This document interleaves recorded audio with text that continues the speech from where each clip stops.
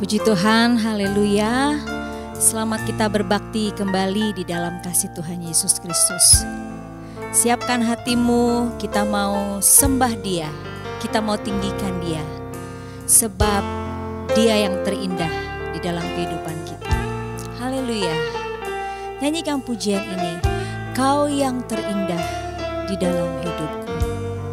Amin.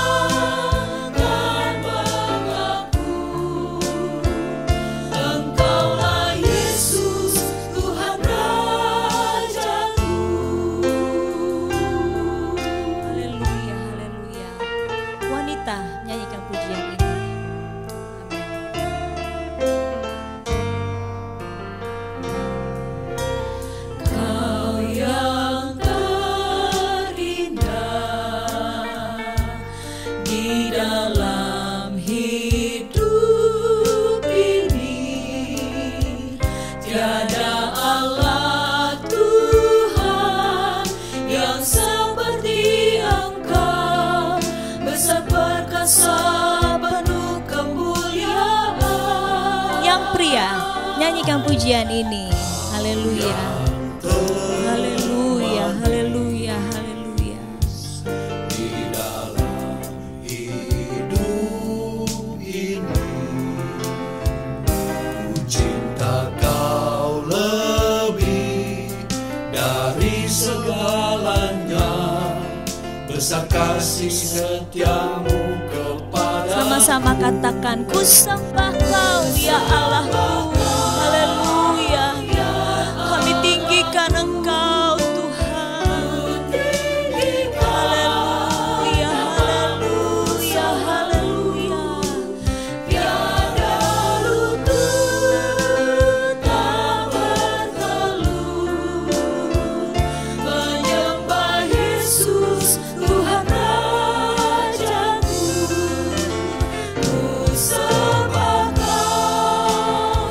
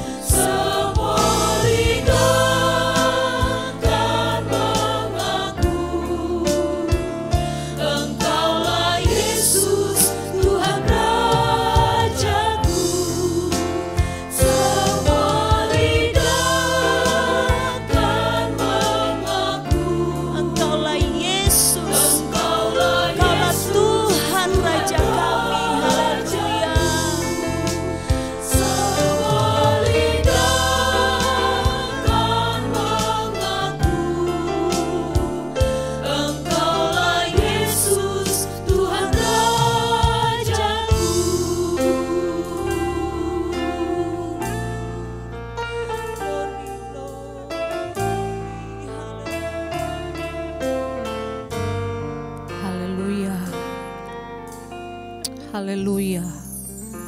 Engkau adalah Yesus Tuhan dan Raja kami. Untuk itulah pagi hari ini Tuhan, kami ada untuk kami memuji dan memuliakan Engkau. Karena Engkau Allah satu-satunya yang layak untuk terima pujian dan penyembahan dari kami. Terima kasih Tuhan Yesus, terima kasih. Terima kasih kalau hari ini lagi kami boleh berbakti, memuji dan memuliakan Tuhan. Untuk kami boleh lagi menghampiri Engkau Tuhan dalam hadirat Tuhan. Dan kami percaya Tuhan, kami mau menyembah Allah yang hidup. Kami menyembah Allah yang luar biasa dalam setiap kehidupan kami. Dan Engkau akan hadir di dalam ibadah kami hari ini Tuhan. Kami tinggalkan segala keberatan kami tinggalkan segala masalah, problema kami Tuhan, untuk kami fokus datang menghampiri Engkau Allah yang hidup. Bekerjalah Engkau Allah dalam ibadah kami sepanjang hari ini, supaya kami mendapat berkat yang luar biasa dari Engkau Tuhan. Karena kami percaya dalam ibadah Engkau akan memberkati kami. Terima kasih Tuhan Yesus, terima kasih. Bekerjalah Roh Kudus dalam setiap hati kami, untuk kami memuji dan memuliakan Engkau, dan kami juga siap untuk kami mendengarkan firman Tuhan. Terima kasih Bapa yang baik, terima kasih kami serahkan ibadah kami dari awal, pertengahan sampai dengan akhirnya, di dalam satu nama yang hidup, Tuhan kami Yesus Kristus. Kami sudah berdoa, haleluya, amin.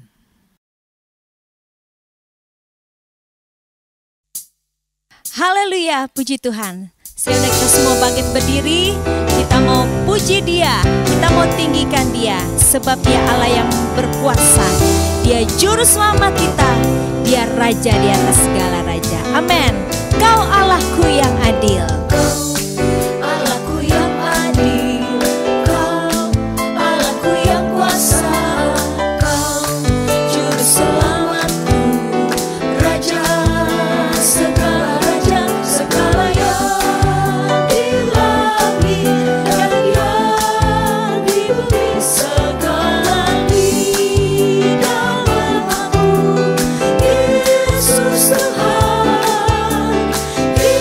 Yesus Tuhan,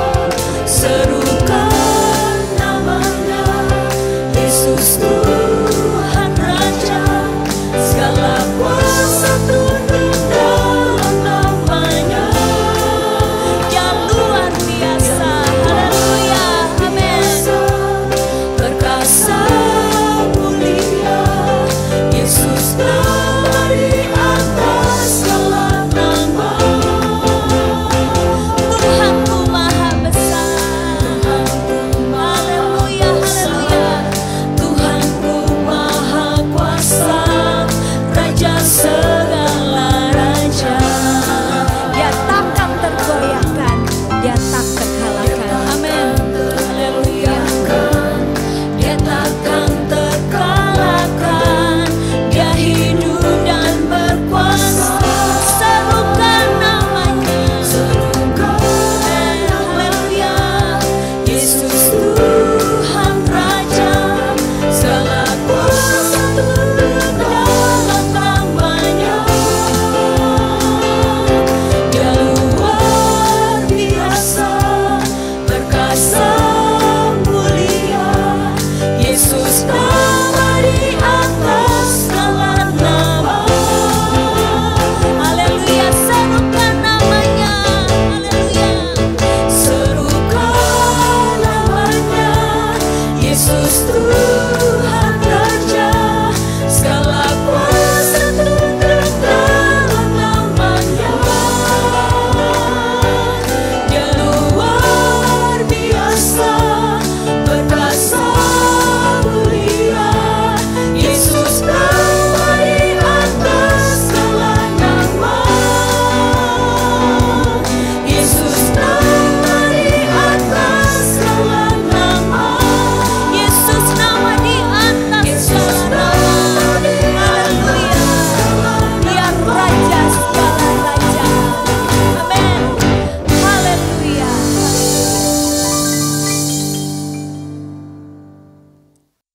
Haleluya.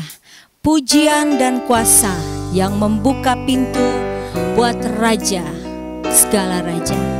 Dan izinkanlah Raja di atas segala raja, yaitu Yesus Kristus, untuk memerintah hatimu. Nyanyikan pujian ini lebih sungguh lagi. Pujian merupakan kuasa. Pujian merupakan kuasa. Kuasa yang dari surga. Pujian dan kuasa yang membuka pintu buat Raja segala raja. Pujian merupakan kuasa. Kuasa yang dari surga. Pujian dan kuasa yang membuka pintu buat Raja segala raja. Haleluya. Pujian merupakan kuasa. Kuasa yang dari surga. Pujian dan kuasa yang membuka pintu buat Raja segala raja. Pujian dan kuasa yang membuka pintu. Haleluya. Dan kuasa yang membuka pintu buat Raja segala raja.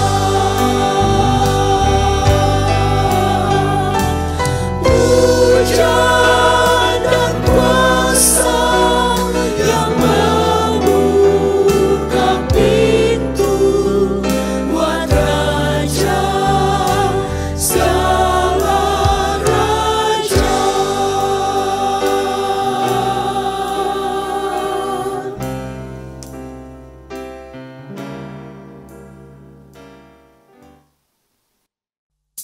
Haleluya, haleluya. Haleluya, haleluya. Kami sembah Engkau Tuhan. Kami bawa korban syukur kami melalui pujian. Haleluya, haleluya Yesus. Engkau saja Allah yang layak untuk kami sembah. Amin, haleluya, haleluya. Ku bawa kepadamu, ku bawa kepadamu, oh Tuhan, persembahanku ini. Ku ingin Engkau menerima korban syukurku melalui pujian.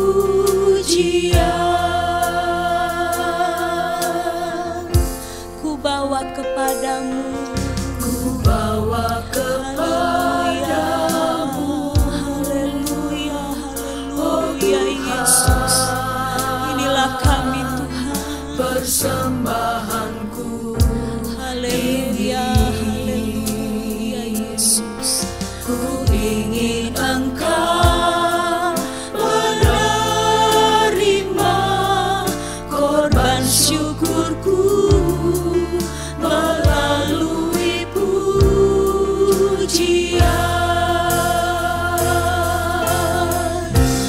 Takkan pernah ku bawa selain yang terbaik, yang harum dan sejati di hadapan tatamu. Yesus, ku terimalah korban syukurku ini yang mengalir di hatiku sebagai penyembahanku. Ku bawa kepadamu, oh Tuhan, persembahanku ini. Ku ingin Engkau menerima korban syukurku melalui pujian. Haleluya. Takkan pernah, haleluya. Inilah kami Tuhan, bawa korban yang terbaik. Glory, glory, glory. Yang harum, yang lain menyenangkan hatimu.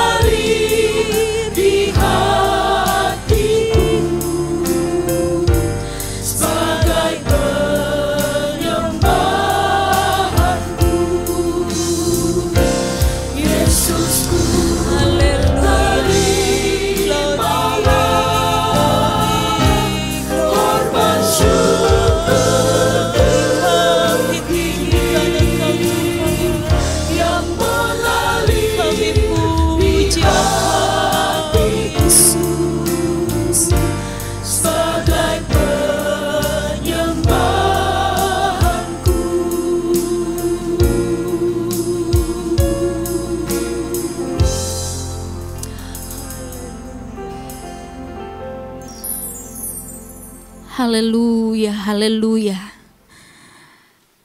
Terimalah Tuhan Yesus persembahan kehidupan kami kepadamu ya Tuhan. Lewat puji-pujian yang sudah kami naikkan kepadamu ya Tuhan. Kami tahu Engkau disenangkan dengan apa yang kami lakukan ya Tuhan. Sebab itu sebelum kami mempersiapkan kehidupan kami menerima firman Tuhan, biarlah kehidupan kami Tuhan benar-benar mau menyenangkan Tuhan. Pakailah kehidupan kami Tuhan untuk menjadi alat-Mu di dalam kehidupan kami. Sehingga lewat kami mampu menjadi berkat dimanapun kami pergi dan berada. Terima kasih ya Tuhan untuk semua anugerah-Mu di dalam kehidupan kami. Sebentar kami akan mendengar firman-Mu, firman Tuhan yang akan memberikan kami pengertian tentang Tuhan di dalam hidup kami, dengan apa yang ingin kami lakukan yang sesuai dengan kehendak Tuhan. Firman-Mu juga Tuhan yang akan menjadi penghibur dan kekuatan kami. Sebab itu ya Tuhan, inilah kehidupan kami siap mendengar firman-Mu. Bentuklah kehidupan kami sesuai dengan firman-Mu, sehingga firman Tuhan akan bertumbuh di dalam kehidupan kami, berbuah-buah manis untuk dinikmati oleh banyak orang. Terima kasih ya Tuhan untuk semua anugerah-Mu di dalam hidup kami. Hamba-Mu yang akan menyampaikan kebenaran firman Tuhan, kami percaya Roh Tuhan ada di dalam kehidupan hamba-Mu, sehingga setiap kata-kata yang dia akan katakan semua berasal daripada Tuhan. Terima kasih Tuhan untuk semua anugerah-Mu. Kami siap mendengar firman Tuhan. Di dalam nama Tuhan Yesus Kristus kami berdoa. Haleluya. Amin. Puji Tuhan, silakan duduk.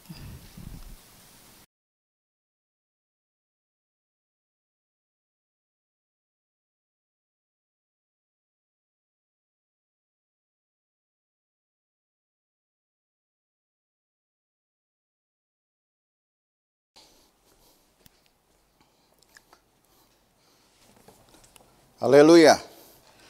Alkitab berkata, berbahagialah bangsa yang Allahnya ialah Tuhan, yang menjadikan umatnya adalah miliknya sendiri. Bapak Ibu Saudara, tentu sebagai orang-orang beriman, kita adalah bagian dari janji Tuhan itu, dari firman Tuhan itu, karena di dalam kita hiduplah Yesus, di dalam kita hiduplah firman, dan firmanlah yang akan mengerjakan di dalam hidup kita sesuai dengan iman kita. Dan apa yang harus kita lakukan dari firman itu sesuai dengan kehendak Tuhan. Maka penggenapannya akan terjadi atas kita. Bapak Ibu Saudara, pada hari ini saya akan membawa satu firman Tuhan yang berjudul Izinkanlah Yesus memerintah di dalam hatimu, menjadi satu ajakan, dan ajakan ini sebenarnya tidak dapat ditawar, sebab kalau masih ditawar tentu hanya akan ada kerugian. Ajakan ini harus ditanggapi sedemikian rupa, sedemikian cepat, sebab di dalamnya saudara terkandung satu pengalaman-pengalaman yang luar biasa. Dan kita akan melihat di dalam firman Tuhan, apa yang Tuhan berikan kepada orang-orang yang mencintainya, dan kiranya itu juga adalah saudara dan saya. Kalau kita melihat di dalam Yesaya pasal yang ke-9, Yesaya pasal 9, ayat ini tentu sudah begitu akrab, saudara, di telinga kita. Akrab menjadi tema-tema khotbah, dan kiranya juga akrab menjadi bacaan-bacaan kita. Mengandung suatu janji bukan hanya untuk masa di mana Nabi Yesaya itu bersuara. Yesaya pasal yang ke-9, ayat yang ke-5 tertulis begini. Sebab seorang anak telah lahir untuk kita, seorang putra telah diberikan untuk kita, lambang pemerintahan ada di atas bahunya, dan namanya disebutkan orang, penasehat ajaib, Allah yang perkasa, Bapa yang kekal, Raja damai. Kalau kita melihat tujuan dari ucapan Yesaya, tentu diberikan kepada orang-orang Israel khususnya kerajaan selatan. Mengingat kerajaan utara atau 10 suku dari saudara-saudara mereka telah dikuasai oleh Asyur. Dan Asyur sudah menguasai bahkan sampai kepada perbatasan yang sekarang dikuasai oleh Palestina, perbatasan Samaria, yang hanya tinggal menunggu waktu saja kalau dilihat dari segi kekuatan tempur mereka untuk menguasai Yehuda atau kerajaan selatan ini. Maka ketika bangsa ini ada di dalam keadaan yang menakutkan, bahkan digambarkanlah dengan kata kesuraman, persis seperti yang disuarakan oleh nabi ini di ayat-ayat sebelumnya. Ada baiknya kita melihat dulu di pasal ke-8 ayat 23. Supaya saudara tahu gambaran sesungguhnya dari ayat-ayat ini. Yesaya 8 ayat 23 tertulis. Tetapi tidak selamanya akan ada kesuraman untuk negeri yang terimpit itu. Kalau dahulu Tuhan merendahkan tanah Zebulon dan tanah Naftali, maka di kemudian hari ia akan memuliakan jalan ke laut, daerah seberang sungai Yordan, dan wilayah bangsa-bangsa lain. Kalau saudara melihat pemetaan dari suku-suku Israel, maka yang disebut dengan tanah Zebulon dan tanah Naftali inilah yang sekarang dikenal dengan wilayah Galilea, yang sudah dikuasai oleh Asyur, sehingga digambarkanlah ini dengan kata kesuraman. Kesuraman atas negeri yang terhimpit. Terhimpit oleh tekanan dari Asyur. Maka ketika hasrat dari Raja Asyur ini ingin memperluas kekuasaannya sampai ke Yerusalem, disitulah Nabi Tuhan ini, Nabi Yesaya bersuara. Kalau dilihat dari waktu atau tahun diucapkannya nubuat ini dan menjadi kebutuhan dalam skala segera, maka tentu yang diharapkan atau yang ditunggu adalah Raja Hizkia. Sebab raja inilah nanti yang dapat melakukan satu pembaruan yang sekiranya dapat menahan dulu murka Allah atas kerajaan selatan, sehingga menunda untuk sekian waktu kerajaan Asyur atau kekuatan Asyur meluaskan kekuasaannya kepada mereka. Hizkialah yang kemudian ditunggu, dinanti. Hizkialah yang memang disuarakan pada awalnya.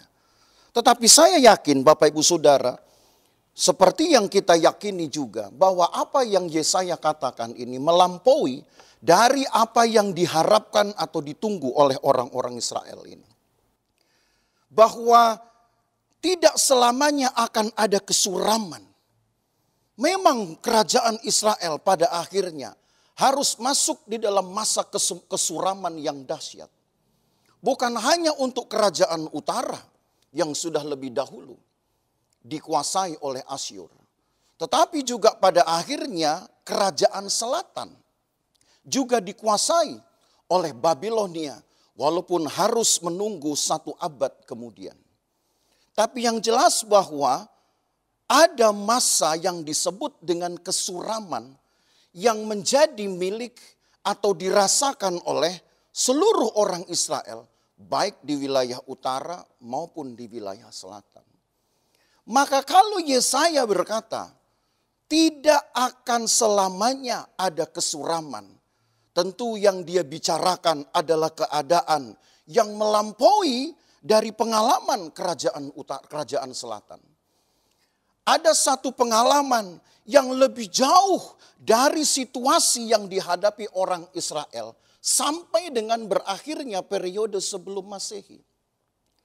Karena bagaimanapun juga Hizkia yang ditunggu oleh orang Israel hanya sementara waktu saja dapat melakukan pembaruan, dan sebutlah itu dapat menunda murka Allah untuk mengizinkan seluruh umatnya yang tersisa adalah orang-orang selatan ini, kerajaan selatan ini, untuk juga Tuhan izinkan ditawan oleh bangsa-bangsa yang tidak bertuhan.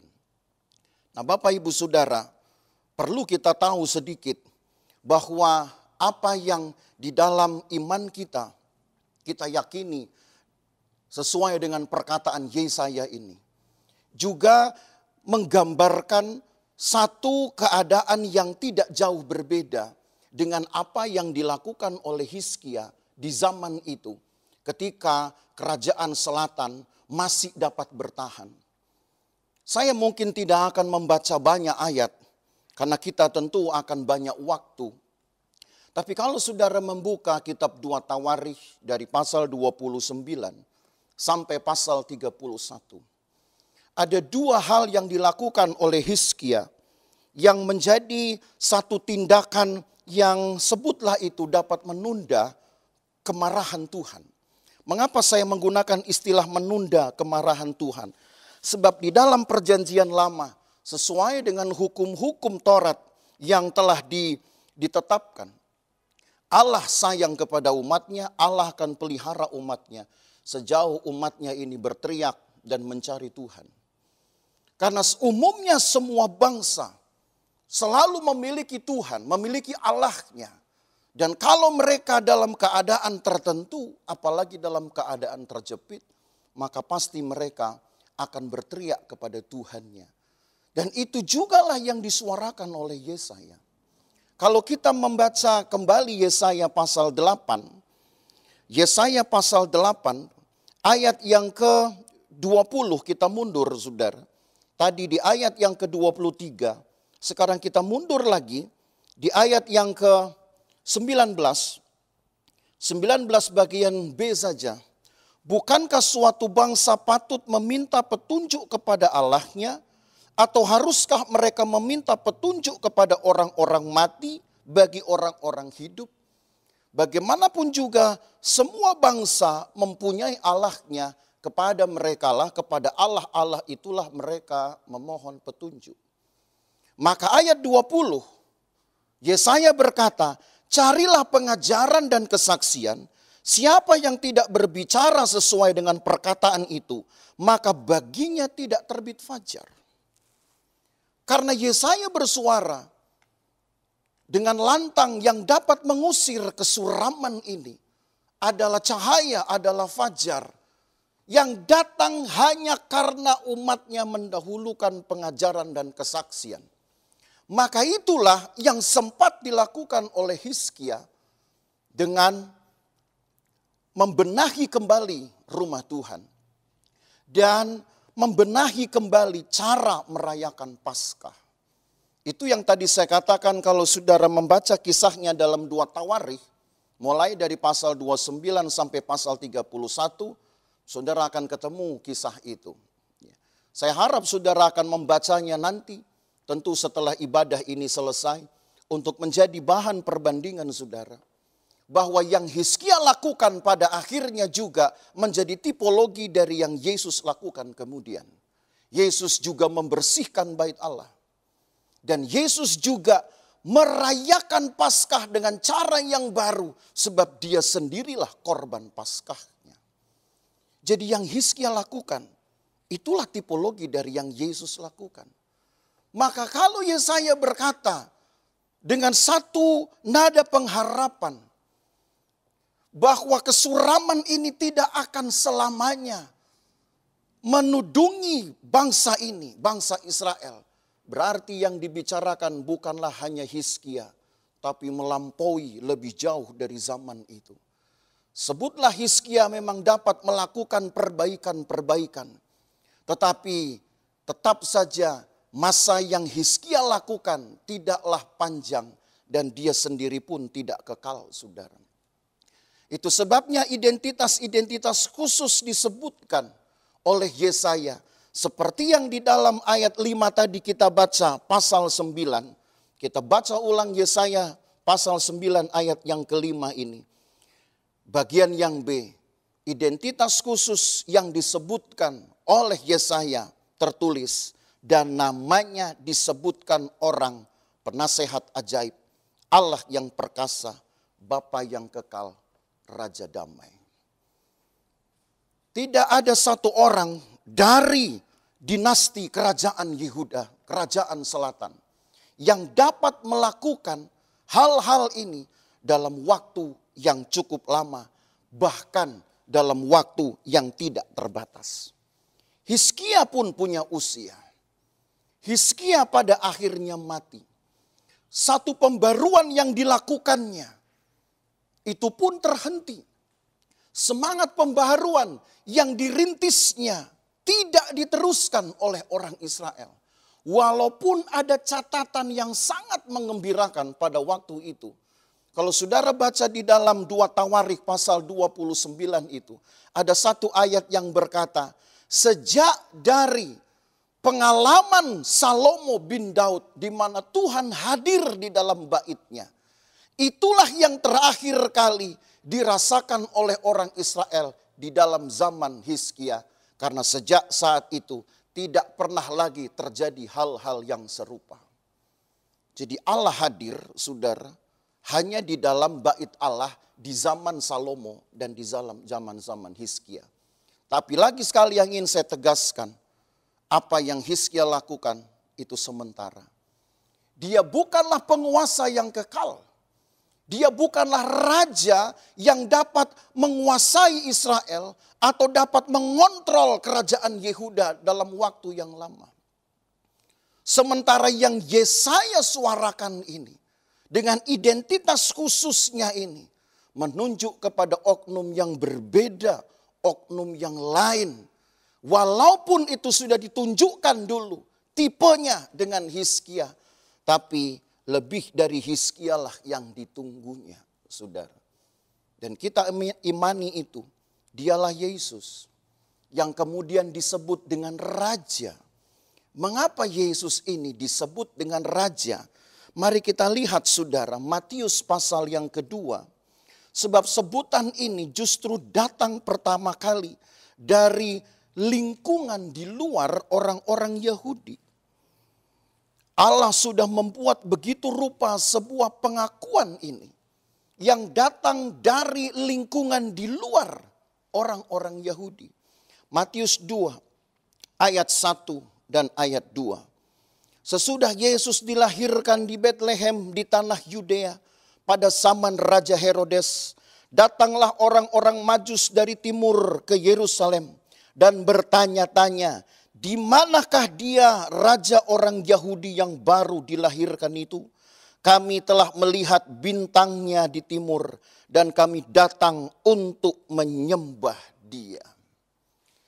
Justru apa yang sudah ditinggalkan oleh nabi-nabi Tuhan, nabi-nabi Israel. Nabi-nabi Tuhan ini adalah orang Israel. Ditinggalkanlah satu wasiat, satu firman Tuhan itu. Dari abad 7 sampai abad 4 sebelum Masehi. Tapi tidak diperhatikan. Seolah Yerusalem pada masa itu, seolah masyarakat Yerusalem pada masa itu, atau masyarakat Yehuda pada masa itu, lupa akan warisan-warisan mereka sendiri yang datang dari Allah sendiri melalui nabi-nabinya. Sehingga perlu pemicu dari dunia luar Israel. Sebuah pengakuan dari orang-orang Majus ini. Di manakah dia raja orang Yahudi? Dan kalau saudara lihat reaksi dari Herodes, penguasa Israel pada waktu itu, walaupun dia sendiri kekuasaannya sudah dibatasi, sebab dia harus berbagi kekuasaan dengan Pilatus sebagai gubernur dari Kaisar Roma, karena Israel sudah dikuasai oleh Roma. Kekuasaan Herodes yang sudah terbagi, yang sudah dikebiri ini, sekarang dikejutkan lagi seolah oleh datangnya kabar baru, kabar dari sang kompetitor yang disebut dengan Raja orang Yahudi. Maka ketika ayat ketiga dikatakan, ketika Raja Herodes mendengar hal itu, terkejutlah ia beserta seluruh Yerusalem. Tentu berita yang akan menimbulkan gonjang-ganjing besar, saudara. Sementara kekuasaannya sendiri sebagai raja juga sudah dipotong, sudah dikebiri karena harus berbagi dengan Pilatus, sebab Israel sudah masuk sebagai negeri jajahan Roma. Sekarang ada pesaing baru yang datang. Tentu itu bukan hal mudah untuk diterima. Maka pada akhirnya diselidikilah apakah betul yang dikatakan oleh orang Majus ini. Dan didapati, saudara. Kita loncat ayat yang keempat. Kita baca dari ayat 4. Maka dikumpulkannya semua imam, kepala dan ahli Taurat bangsa Yahudi. Lalu dimintanya keterangan dari mereka di mana Mesias akan dilahirkan. Mereka berkata kepadanya, di Betlehem di tanah Yudea.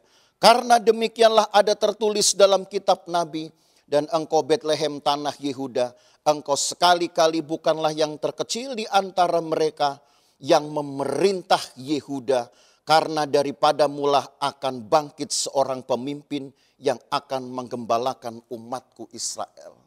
Tersentaklah mereka, sebab sesungguhnya berita itu, firman itu sudah ada di dalam perpustakaan mereka. Sudah ada di dalam kumpulan literatur mereka. Sebab tadi saya katakan itu sudah disuarakan 7 abad sebelumnya. Kemanakah telinga orang Israel? Kemanakah hati orang Israel, Bapak Ibu Saudara? Dan ini harus menjadi perenungan kita. Kemanakah hati dan pikiran kita ketika orang lain sudah bicara tentang Yesus? Jangan sampai kita kehilangan perhatian. Jangan sampai kekristenan kita seperti orang Yahudi yang sibuk dengan banyak hal tapi lupa sebenarnya di mana Yesusnya itu. Dan ini menjadi gambaran yang sangat memilukan. Yesus yang datang dari bangsanya sendiri, untuk bangsanya sendiri, dilupakan oleh bangsanya sendiri. Tidak diperhatikan sehingga ketika datang berita baru dari luar lingkungan Yahudi, mereka anggap itu sebuah berita bohong atau berita hoax saja. Dan ternyata ada tertulis Yesus disebut sebagai Raja. Jadi apa yang dinubuatkan oleh Yesaya kita terkonfirmasi di sini. Bukan hanya Hizkia, walau kebutuhan yang sangat ditunggu pada masa itu adalah Hizkia. Tapi sebetulnya Yesaya bicara tentang Yesus. Karena Yesuslah kemudian yang dapat melakukan pekerjaan jauh lebih besar dari yang Hizkia lakukan. Yesus menyucikan bait Allah. Yesus membaharui cara orang Israel merayakan Paskah. Sebab dia sendirilah korban Paskah. Itu sudah dirintis oleh Hizkia. Paling sedikit 5 abad sebelum Yesus ada. Paling sedikit 5 abad sebelumnya. Tetapi yang dilakukan Hizkia tidak cukup, saudara. Hizkia hanya bisa memerintah kerajaan Yehuda. Itu pun hanya untuk kurun waktu kurang dari setengah abad. Tapi Yesus dapat memerintah di mana saja karena langit dan bumi ini ada miliknya. Bahkan dia bisa memerintah di dalam hati kita untuk waktu yang lebih panjang. Hanya masalahnya, apakah kita akan menaruh perhatian kepada pengajaran dan kesaksian sebagaimana yang disuarakan Yesaya?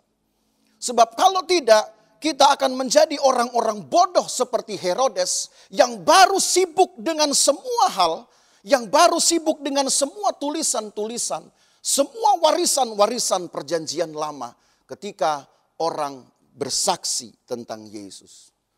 Jangan sampai kita menjadi orang-orang yang terlambat menaruh perhatian, Bapak Ibu Saudara. Karena Yesus betul-betul dinyatakan sebagai Raja yang akan memerintah bukan hanya untuk orang Yahudi. Sekalipun memang disebutkan dia adalah Raja orang Yahudi. Tapi pada waktu itu orang Israel sedang tidak mengharapkan raja mungkin. Kecuali dari dinasti Herodes saja. Atau setidaknya dari dinasti-dinasti yang jauh lebih terhormat. Tapi mereka tidak menantikan Yesus. Mereka tidak menantikan Yesus. Karena buat orang Israel, ucapan Yesaya itu sudah selesai ketika Hizkia muncul. Buat beberapa orang Israel, ucapan Yesaya itu sudah dianggap sudah tergenapi di zaman kerajaan Israel.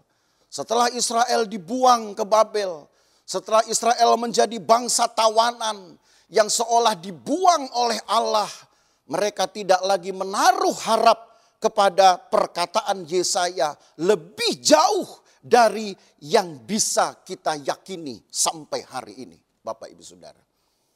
Dan itu sebabnya keuntungan bagi kita.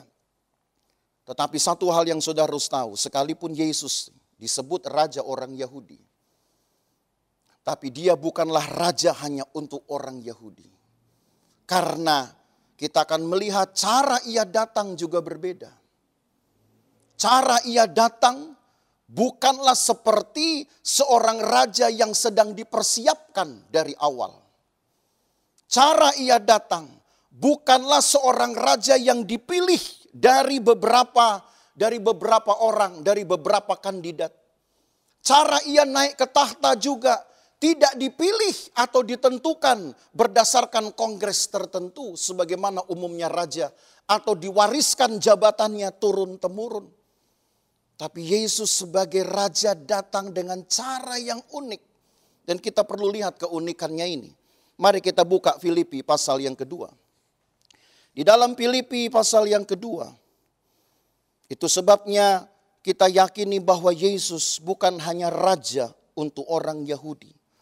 Dan kalau itu sudah menjadi satu kekuatan, satu keyakinan di hati kita, maka layaklah kita percaya Yesus ini supaya dia juga memerintah di dalam hati kita. Bukan hanya untuk orang Yahudi. Filipi pasal yang kedua, kita baca mulai ayat yang ke-6. Yang walaupun dalam rupa Allah tidak menganggap kesetaraan dengan Allah itu sebagai milik yang harus dipertahankan. Melainkan telah mengosongkan dirinya sendiri dan mengambil rupa seorang hamba dan menjadi sama dengan manusia. Dan dalam keadaannya sebagai manusia ia telah merendahkan dirinya dan taat sampai mati. Bahkan sampai mati di kayu salib. Itulah sebabnya Allah sangat meninggikan dia dan mengaruniakan kepadanya nama di atas segala nama. Dan nama itu disebutkan di ayat 10. Supaya dalam nama Yesus bertekuk lutut segala yang ada di langit dan yang ada di atas bumi dan yang ada di bawah bumi. Dan segala lidah mengaku Yesus Kristus adalah Tuhan bagi kemuliaan Allah Bapa. Cara datangnya Yesus unik. Dia datang bukan dengan cara biasa. Sekalipun kelahirannya harus menggunakan proses alamiah. Tetapi kehadirannya tidaklah alamiah. Kehadirannya adalah pekerjaan hebat dari Tuhan. Dia ada di dalam kandungan seorang wanita perawan. Dia lahir dari kandungan itu persis dengan cara alamiah. Tetapi eksistensinya di sana, beradanya dia di dalam rahim itu, tidaklah dengan proses alamiah, tapi dengan proses supranatural, dengan proses yang luar biasa.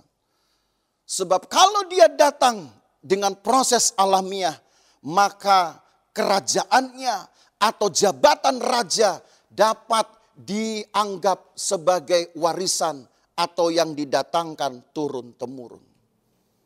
Tapi Yesus dari awal sudah ditetapkan sebagai raja.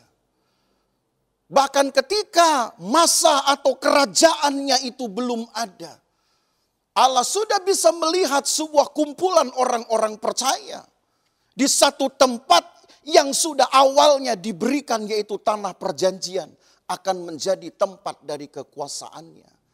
Meluaslah kemudian tempat itu, bukan hanya sekedar koordinat saja di wilayah Israel sekarang. Tapi siapa yang mengaku persis seperti ayat ini, yang mengaku bahwa Yesus adalah Tuhan, maka dialah yang menjadi rakyatnya. Dialah yang dikuasainya. Dialah yang menjadi miliknya. maka dengan sendirinya dia menjadi raja yang tidak terbantahkan. Karena dia punya masa, dia juga punya wilayah kekuasaan. Bahkan kekuasaannya meliputi atau mencakup lebih jauh dari dunia ini. Ketika Pilatus mencoba untuk bersoal jawab tentang kekuasaan Yesus, Yesus berkata, "Engkau menganggap aku seorang raja? Maka apa yang engkau katakan itu benar adanya," kata Yesus. "Aku raja, tapi kerajaanku bukan datang dari dunia ini." Kerajaan Yesus adalah kerajaan yang terdiri dari orang-orang yang mencintai pengajaran. Ingatlah perkataan Yesaya tadi. Kerajaan Yesus terdiri dari orang-orang yang mencintai kesaksian. Itu pun juga adalah landasan dari nubuat Yesaya. Pengajaran dan kesaksian. Dan yang terakhir kemudian yang diafirmasi oleh Yesus sendiri, oleh Paulus di dalam suratnya ini. Kerajaan Yesus itu terdiri dari orang-orang yang mengakui bahwa Dia adalah Tuhan. Maka bagaimana dengan hatimu, Bapak Ibu Saudara? Bagaimana dengan engkau? Ketika orang sudah mulai belajar banyak tentang Yesus, taruhlah ada 1-2 orang, 1-2 kelompok yang masih meragukannya. Jangan kecil hati karena dunia perjanjian lama masih banyak orang-orang yang ragu. Awal dari dunia perjanjian baru, bangsanya sendiri pun ragu. Tapi itu bukan berarti saudara dapat dibenarkan kalau engkau masih meragukan Yesus. Yesus harus menjadi penguasa satu-satunya.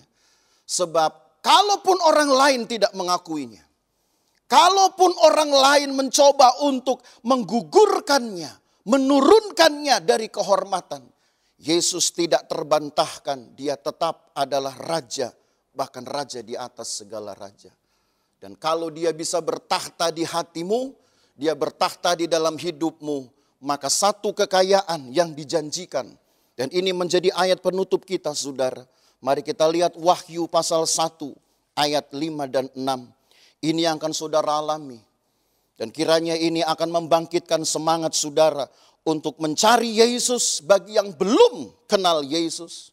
Untuk mempertahankan Yesus bagi yang sudah merasa punya Yesus tapi tidak pernah menghidupi Yesus.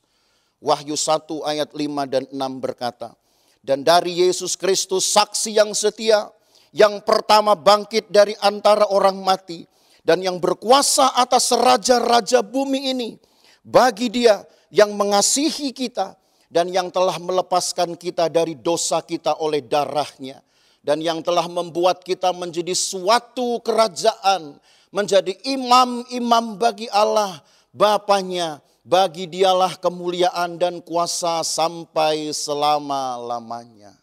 Satu kekayaan, penganugerahan yang Dia limpahkan kepada saudara dan saya adalah diberikannya juga kerajaan itu menjadi bagian kita. Bahkan dipercayakannya juga satu pelayanan-pelayanan di dalam kerajaan itu.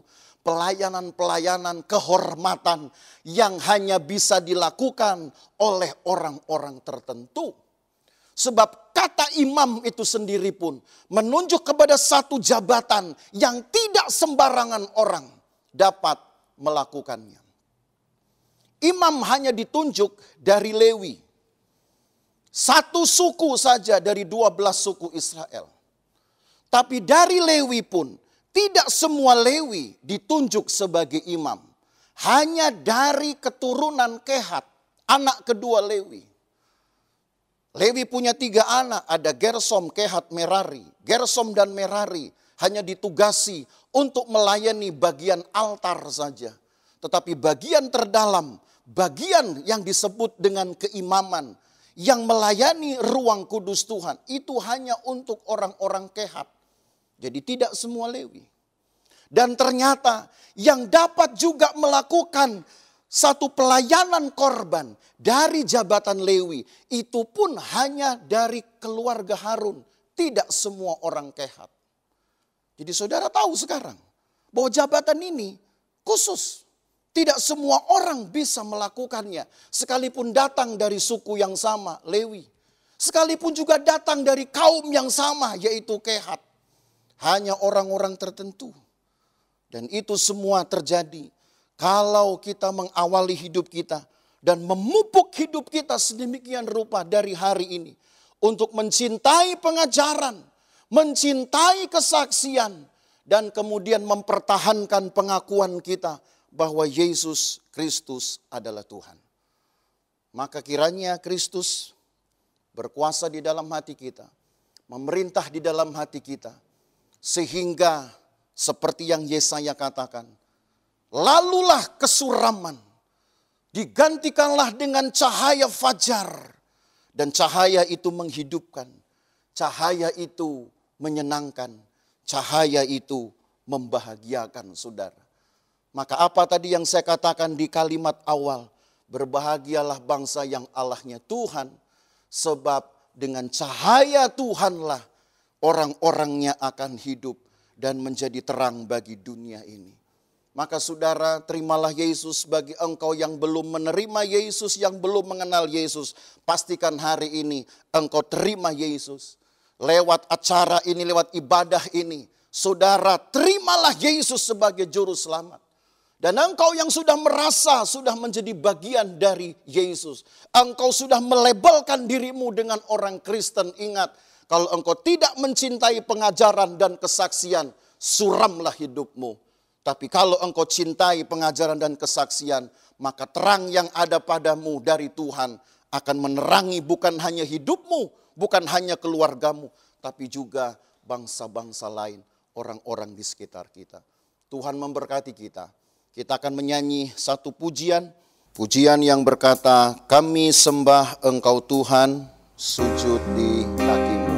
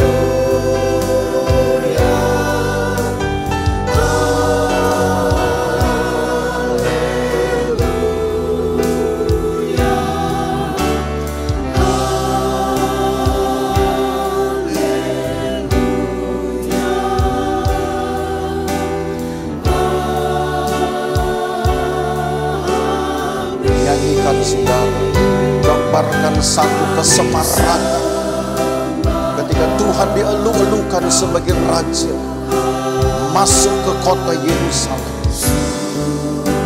Tergambar suasana sukacita di sana, tapi itu hanya sementara. Haleluya, haleluya. Tapi yang Allah kerjakan hari ini untuk engkau, haleluya, adalah kesemarakan yang kekal.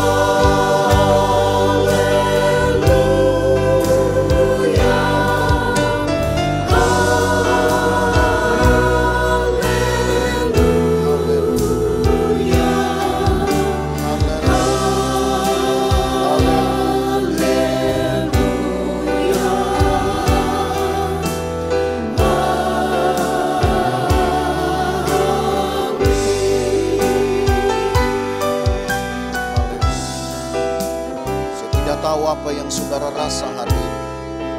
Tapi kalau ada kesuraman di dalam hati, maka dengarkan firman Tuhan. Biarkan dia bertahta di dalam hatimu. Terimalah dia di dalam hatimu.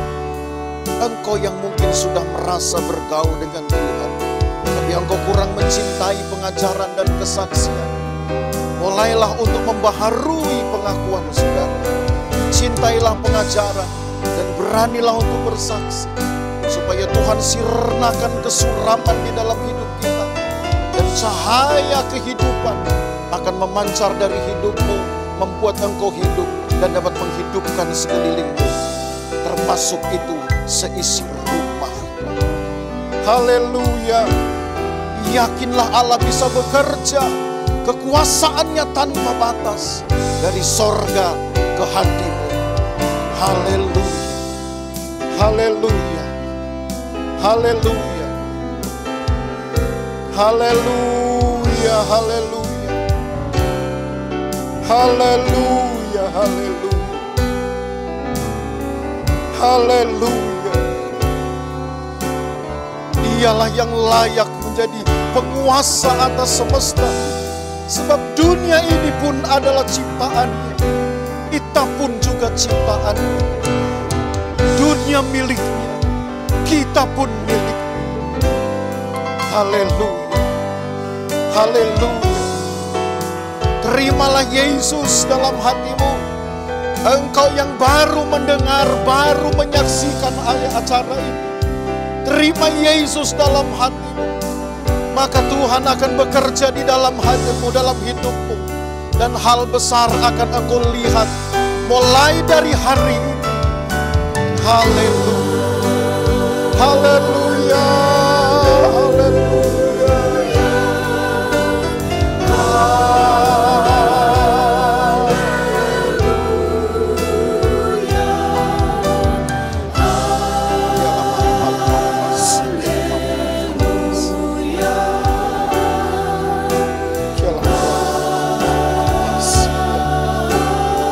Haleluya, haleluya, haleluya. Haleluya, haleluya. Terima Yesus. Jangan tolak dia. Terima Yesus. Pertahankan Yesus dalam hidupmu. Dia akan melakukan hal besar. Sirnakan kesuraman di dalam hati. Haleluya.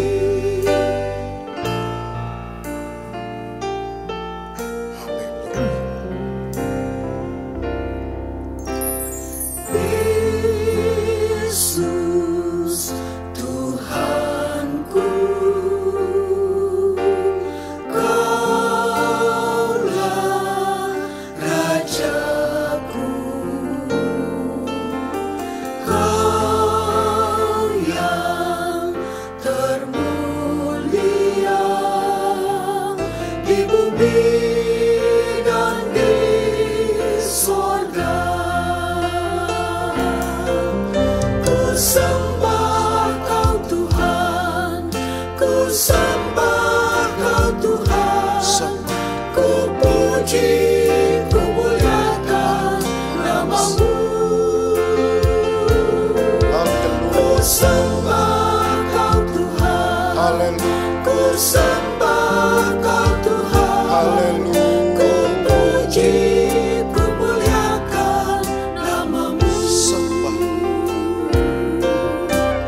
Yesus Tuhanku, Kaulah Rajaku, Kau yang termulia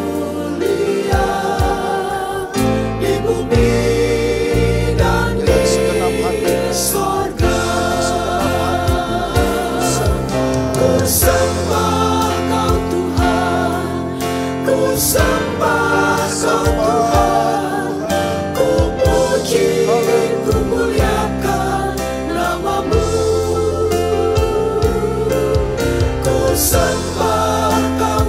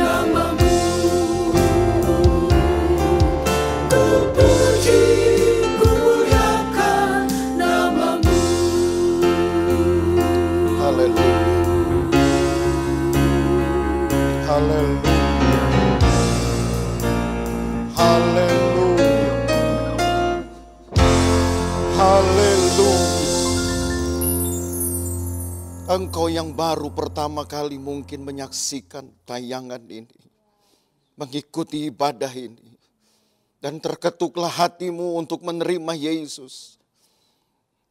Maka saya memberi bantuan kepada saudara lewat doa. Tapi engkau harus membuka hatimu dan berkata, Tuhan, aku percaya kepadamu hari ini. Aku ingin engkau memerintah dalam hatiku sekarang. Memberikan damai, memberikan kehidupan yang sesungguhnya. Kalau mungkin engkau selama ini hidup di dalam kesuraman, kegelisahan, ketakutan, percayalah ketika di hatimu ada Yesus, engkau terima Yesus sekarang. Dia sirnakan kesuraman, dia berikan kehidupan yang engkau tidak pernah rasakan sebelumnya. Di dalam nama Yesus, angkatlah tanganmu saudara, engkau yang baru menyaksikan acara ini dan mau menerima Yesus. Hambamu berdoa, Tuhan pegangi tangan mereka, Tuhan pegangi hidup mereka. Buat sekarang mereka menerima engkau sebagai juru selamat.